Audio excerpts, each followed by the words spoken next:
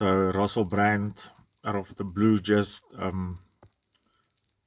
stated that addiction is not a crime issue, but a health issue. And I think it's a health issue because it's a crime issue. And you just get some people that don't do it. So it's not like they're going to start doing it because it's legal. So you have a dispensary or something where somebody gives their ID number and you can only get so much per month, and you make it like much purer because cartels and stuff use like gasoline and stuff like that. You make it illegal to drive on it, and people can fire you if you trash that your job. So